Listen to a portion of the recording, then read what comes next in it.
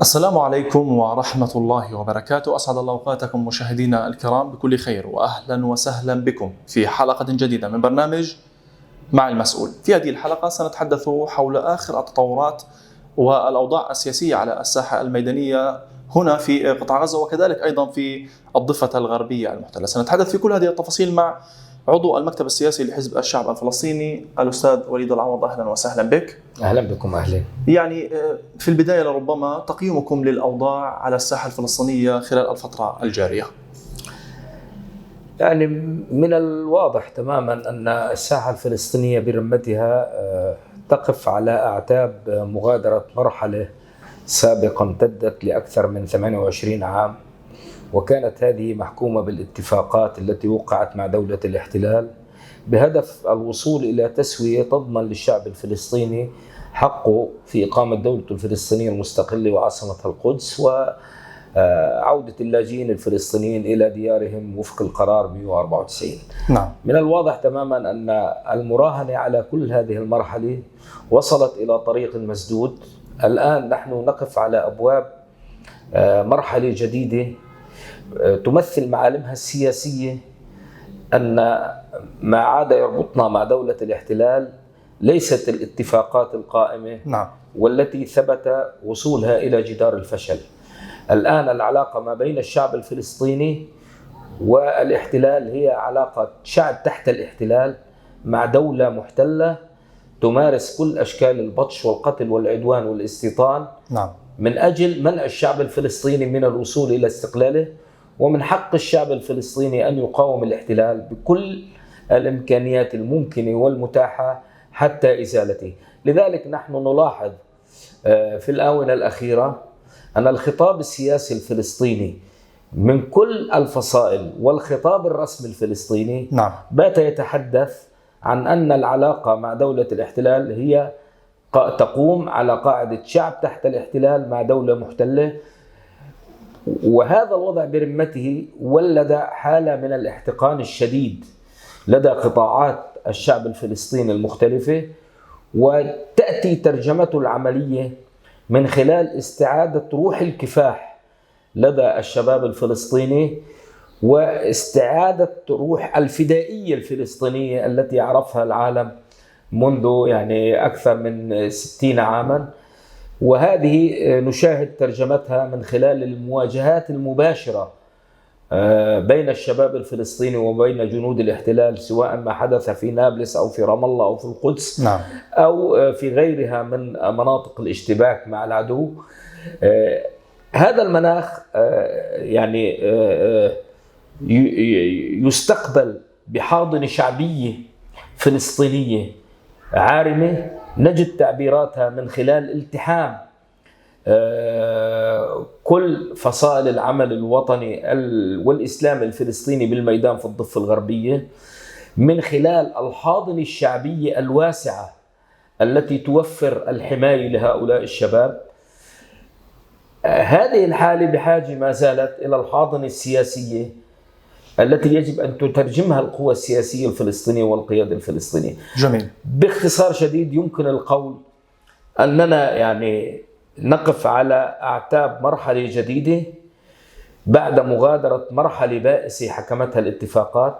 هذه المرحلة الجديدة لها استحقاقات متعددة، حتى الآن فقط معالمها كتبت بدماء الشباب الذين استشهدوا ويستشهدون في مواجهة الاحتلال ويصمدون بمسالة في مواجهة حملات الاعتقال وفي السجون الإسرائيلية. نعم. معالم هذه المرحلة تحتاج عوامل عدة لترجمتها ووضعها في إطارها السياسي الذي يمكن أن يقود شعبنا الفلسطيني إلى الحرية والاستقلال. جميل. لربما ما ثبت خلال الفترة الماضية سواء في نابلس وفي محافظات الضفة ككل أن المقاومة المسلحة لربما هي خيار مهم في مواجهة الاحتلال. دعني أقول أنه عندما نتحدث عن أن المرحلة السابقة التي كانت تحكمها الاتفاقات مع دولة الاحتلال انتهت. نعم. والمرحلة الجديدة مرحلة تقوم على حق الشعب الفلسطيني في مقاومة الاحتلال بكل الأشكال لنيل الاستقلال. معنى ذلك أن كل أشكال المقاومة متاحة وفقا للظروف المناسبة لكل ساحة من الساحات، ووفقا للإمكانيات المتوفرة أيضا في هذا المجال. لذلك أنت تجد أن هناك مواجهة ساخنة وتتعمم بشكل واسع للمقاومة الشعبية في كل محافظات الوطن. نعم. حالة الاحتقان وردة الفعل على دموية الاحتلال يجري الرد عليها من خلال تشكيل مجموعات من الفدائيين تمارس عملها بشكل يعني شجاع وعنيد، باعتباره أنه هذا كمان أحد أشكال المواجهة. وهذا ما يحدث في نابلس وفي جنين وفي رام الله وفي وما حدث من مشهد بطولي مع عدي التميمي وقبله مع إبراهيم النابلسي. لذلك نحن الآن على أبواب مرحلة كل أبواب الصراع مفتوحة، وكل أشكال الكفاح المتوفرة الممكنة في طور الاستخدام. لكن تجاربنا وتجارب الشعوب كلها أكدت كلما اتسعت دائرة المشاركة في مواجهة الاحتلال كلما أصبحت هذه المشاركة أكثر إيلاما للاحتلال. بالمناسبة يعني يتحدث قائد يعني الاحتلال في الضفة الغربية أنه عندما استلم عمله قبل عام كان يقود 14 كتيبة، يعني ما يقارب 10,000 جندي. الآن هو تحت قيادته في الضفة الغربية 27 كتيبة، يعني عمليا الضعف بالتأكيد، بمعنى أن هناك استنزاف لجيش الاحتلال لجنوده ومغالاة أيضا بوحشيته. هذا المطلوب حاليا، ومغالاة بوحشيته في مواجهة الشعب الفلسطيني. هذه المرحلة أنا أعتقد أنها ستتصاعد من ناحيتين. من الناحية الأولى حكومة لبيد الآن هي على أبواب انتخابات في الأول من نوفمبر، وبالتالي ماضية في التصعيد. تستخدم الدم الفلسطيني وقودا لها في هذه الانتخابات. لكن في المقابل أن الشعب الفلسطيني لم يخنع لهذا التصعيد الإسرائيلي، ولديه يعني غطاء سياسيا من خلال يعني المواقف السياسية الفلسطينية المختلفة التي تقول أن المرحلة السابقة لم تعد قائمة، والمرحلة الجديدة هو ما يكتبه الشعب الفلسطيني والشباب الفلسطيني من خلال وحدته وتلاحمه بشكل كبير في مواجهة الاحتلال. هذه المعادلة الآن أنا بعتقد معادلة انتهاء مرحلة والدخول إلى مرحلة بحاجة كما قلت لاستحقاقات وأسس ومنطلقات مختلفة عما كانت عليه سابقا. جميل. احنا نتحدث هنا يعني لربما عن الجماعات المسلحة والمجموعات التي أسلفت وذكرت، لربما يعني نموذج حي عرين الأسود تتشكل من جميع أبناء الفصائل الفلسطينية، نموذج حي، نموذج يعني مدعاة للفخر للشعب الفلسطيني في مواجهة هذا المحتل. نتحدث هنا عن الوحدة أو المصالحة الفلسطينية حيث الملف الهام الأخير، كما يعني ربما تابعتم اللقاء الذي جرى في الجزائر، وأنتم أيضا كنتم إحدى الفصائل التي شاركت في هذا الاجتماع. تقييمكم لهذا الأمر ومدى انعكاسه على القضية الفلسطينية؟ يعني بالبداية أنا بدي أقول أنه المصائب توحد المصابين. بالتالي يعني ما يتعرض له شعبنا الفلسطيني من عدوان هو مصيبة كبرى، والمصابين معنيين بالتوحد في مواجهة هذا الاحتلال. وهذا هو ديدن الشعب الفلسطيني على مدار سنوات كفاحه الماضية. كانت الوحدة تتم واللقاء يتم على أرض المعركة، وبالتالي نماذج الوحدة التي نشاهدها بشكل ميداني في كل بلدات وقرى ومخيمات ومحافظات الضفة الغربية هو الأمر المنطقي الذي يعرف به الشعب الفلسطيني. عندما تشتد الهجمات الخارجية والمصائب عليه يتوحد ميدانيا في مواجهة هذا الاحتلال. المؤسف أن هذه الوحدة الميدانية التي تعمد بالدم في كل لحظة وساعة ودقيقة لم تترجم إلى وحدة سياسية كما حدث خلال لقاء الجزائر الأخير الذي جاء ليس بمستوى يعني الطموحات والتحديات. ودعني أقول أنه عدم الاتفاق في الجزائر بشكل نهائي على إنهاء الانقسام واستعادة الوحدة الوطنية الفلسطينية، مثل خيبة أمل لدى الشعب الفلسطيني الموحد في مواجهة العدوان، مثل حالة حالة غير مقبولة لدى المستضيفين في الجزائر، وما تم التوصل له من حفظ ماء الوجه في الجزائر للقوى الوطنية والإسلامية الفلسطينية، وأيضا تقديرا لدور الجزائر، هذا لم يرتقي إلى مستوى تحديات وتضحيات شعبنا الفلسطيني التي كانت تتوقع وتأمل أن ينتهي لقاء الجزائر بإعلان الجزائر متضمنا تشكيل حكومة وحدة وطنية أو حكومة واحدة متفق عليها. نعم. تقوم بتوحيد المؤسسات وتقوم بمعالجة الأزمات والتحضير للانتخابات. لكن أنا أقول بالرغم من عدم الوصول في الجزائر إلى مثل هذا الاتفاق النهائي، ما زالت فسحة الأمل موجودة، ويمكن البناء على هذه الوحدة الميدانية التي نشاهدها بشكل مباشر وعميق في الضفة الغربية.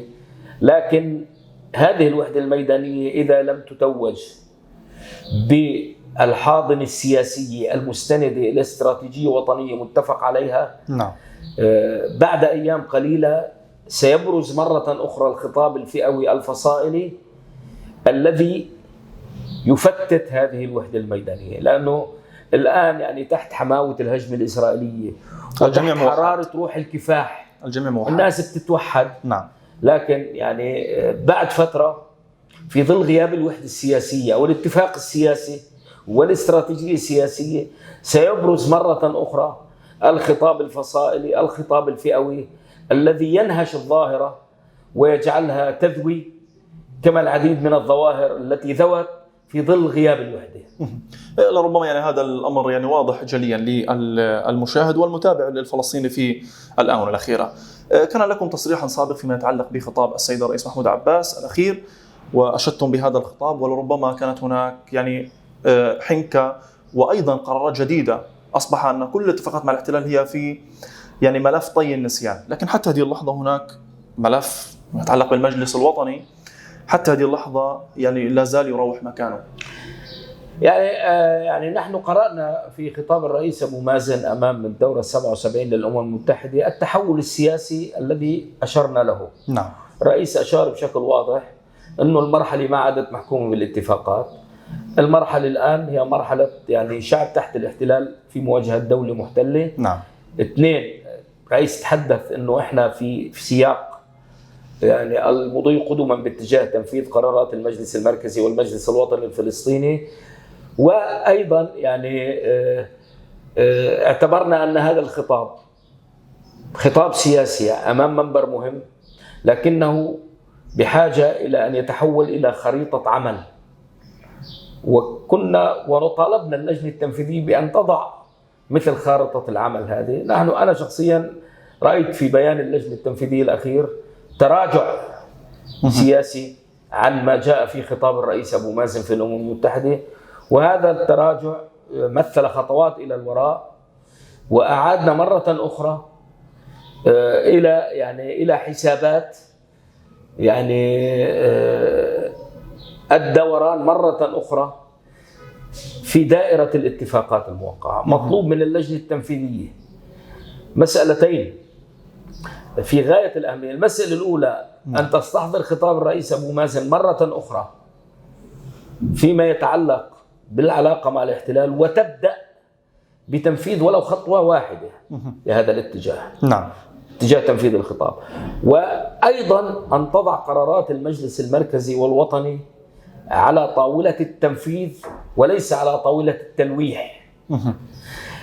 حتى الآن الأداء السياسي من أعلى هيئة فلسطينية وهي اللجنة التنفيذية مثل تراجعا، أو خلينا أحكي مثل حالة ضبابية ما بين خطاب الرئيس وما بين ما يجب أن تقوم به اللجنة التنفيذية لمنظمة التحرير الفلسطيني. هذه الهوة ما بين خطاب الرئيس في الأمم المتحدة وما بين بيان اللجنة التنفيذية المطالبة بخطة عمل هذا الفراغ اجى عدي التميمي وابراهيم النابلسي نعم. وشهداء نابلس ليعبوه، ليقولوا هذا هو الطريق وهذه هي الترجمة العملية للمرحلة السياسية اللي عم نتحدث عنها. هي مرحلة مختلفة عن مرحلة ما بعد التوقيع على اتفاقات أوسلو عام 1993 وبعد أن وصلت هذه الاتفاقات إلى الفشل. هذا الفراغ ما بين بيان اللجنة التنفيذية وما بين خطاب الرئيس اجت مجموعات عرين الأسود وكتائب الشهداء الفدائيين في جنين ونابلس وطول كرم وكل هذه العملية المتواصلة والهبات الشعبية والمقاومة الشعبية المتنامية اللي عم بتصير كثيفة بما يغطي كل مناطق الضفة الغربية والقدس، وأيضا تمتد بأشكال مختلفة إلى الداخل. جميل. طب أخيرا يعني ما هي رسالتكم إلى ربما القيادة الفلسطينية ممثلة بالسيد الرئيس محمود عباس وكذلك أيضا الفصائل الفلسطينية؟ يعني أولا أنا بقول إنه يعني الخطاب السياسي اللي ذكره الرئيس أبو مازن في الأمم المتحدة كان خطابا معبرا بشكل كبير عن حالة السأم واليأس اللي وصل إلها الشعب الفلسطيني. نعم. وهذا الخطاب يحتاج إلى خطوات عملية، والخطوات العملية وهذا الخطاب يجب أن لا يكون يعني مقدم فقط للمجتمع الدولي لإضاءة ضوء أحمر لحجم المخاطر الناجمة عن استمرار العدوان. نعم. هذا من جانب. من جانب آخر أنه هذا الخطاب إذا ما ترجم بشكل عملي وتدريجي سيجعل الناس تنظر باستخفاف لأي موقف فلسطيني. لذلك مطلوب من اللجنة التنفيذية أن تترجم هذا الخطاب في خارطة الطريق ولو تبدأ بخطوة واحدة. الفصائل الفلسطينية كلها الآن اللقاء في الميدان وعلى أرض المعركة، هذا اللقاء الموجود في الميدان وعلى أرض المعركة يتطلب الابتعاد عن يعني الخطاب الفئوي الفصائلي، مربع المناكفات، ويتطلب الابتعاد عن مربع المناكفات، ويتطلب الحذر من نقل المعركة المباشرة مع الاحتلال نعم. في الضفة الغربية إلى أشكال من مواجهة الاحتلال في قطاع غزة. نعم بالتأكيد. وبالتالي يعني علينا أن نحذر خلال الأسبوع القادم من محاولة الاحتلال رفع مستوى الاستفزاز للفلسطينيين حول جر غزة في الضفة الغربية، ويمكن أن يذهب الاستفزاز في غزة لجرها نعم. لتضعف من أشكال المواجهة المباشرة المنتشرة في الضفة وتصبح مواجهة يعني ذات أشكال مختلفة في غزة. بيجيك شوية وسطاء بتتدخل بنتهي المولد. المطلوب تعميق المقاومة المتصاعدة بروح فدائية في الضفة الغربية، وتعميم نماذج المقاومة الشعبية كما يحدث في بيت دجن، في نعلين، في بلعين، في النبي صالح، في الزاوية، في جنين، في كل المناطق. نعم. وتوفير الحاضنة للفدائيين الفلسطينيين، وتعميق العلاقة الوطنية المتلاحمة ما بين أجهزة الأمنية وما بين الشباب المقاومين. نعم. وفق النموذج اللي قدم الليلة بشكل مشرف في نابلس في هذا المجال. أنا بعتقد أنه إذا أدرنا هذه العملية من خلال تشكيل قيادة موحدة للمقاومة الشعبية في الضفة، وأن تعمل المقاومة الشعبية بانتشارها الواسع تحت إشراف موحد لقيادة المقاومة الشعبية، وأن يترك ويفسح المجال للشباب بالتعبير عن حالة حنقهم ويأسهم وإحباطهم بالأشكال المتاحة، أنا بعتقد بنكون إحنا كتبنا عناوين المرحلة القادمة. نعم. اللي اسمها ما عدنا مرتبطين باتفاقات مع الاحتلال. الآن مقاومة وشعب تحت الاحتلال يناضل من أجل إنهاء احتلاله، وإذا بده يتدخل المجتمع الدولي ويجب أن يكف عن صمته يتدخل لإنهاء هذه الحالة. وهذه الحالة لن يكون من السهل إنهائها في ظل بقاء الاحتلال. بالتأكيد. بقاء الاحتلال هو راح يكون الشرط الأساسي للسلام والاستقرار والأمن في المنطقة. بالتأكيد. وهذا هو المطلوب، أن تكون البوصلة موجهة حاليا نحو الضفة المحتلة من أجل استنزاف قدرة الاحتلال. بالتأكيد أشكر جزيلا وليد العوض عضو المكتب السياسي لحزب الشعب الفلسطيني على هذه المعلومات التي تفضلت بها. أيضا الشكر موصول لكم مشاهدينا الكرام على طيب المتابعة. لقاءنا دوما يتجدد، إلى ذلك الوقت دمتم في أمان الله.